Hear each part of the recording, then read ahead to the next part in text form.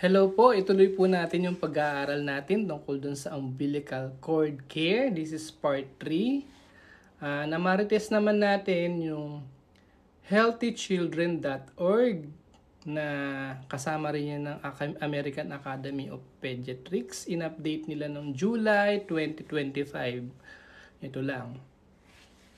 Ang sabi nila, ang ating mga kamarites na mga scientists, there is no need to use alcohol on the umbilical cord stump. Daw! Yan na naman, wag daw alcohol. Daw. Hindi ako lubos na naniniwala. Just keep it clean. Keep the diaper folded before the cord to keep urine from soaking it. Pati tayo, di ba? Siyempre nga naman, pagka tumae o umihi, tapos nakapaloob dun sa diaper yung pusod ng baby, di malalagyan ng tae at ihi. Diba sabi, water lang daw ang panglinis. Siguro naman dito sa Pilipinas, lagyan mo na ng konting sabon tapos tubig, di po ba? Kung ayaw nila ng alcohol. Sabi nila kasi, the umbilical cord stump should dry and fall off by the time your baby is 3 weeks old. Ayan. So, dapat daw kusa na yung matatanggal yung pusod.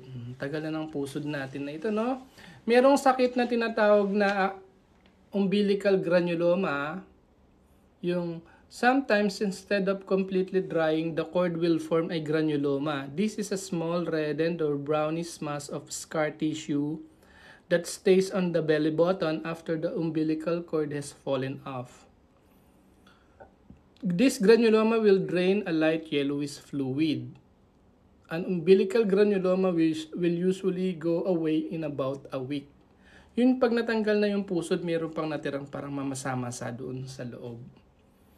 So, ang sabi, wag daw ida-dry lang daw at kusang mawawala. Ayun ang sinasabi nila, ha?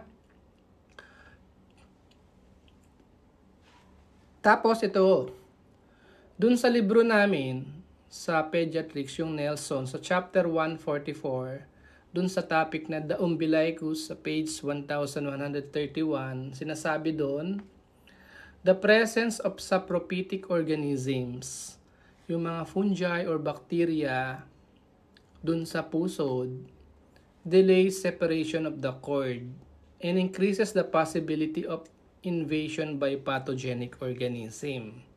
So, doon sa libro namin talaga po sa Pedia, yung Nelson. So, pwedeng magkaroon ng mga fungi or bacteria doon na magkukos ng infection doon sa pusod.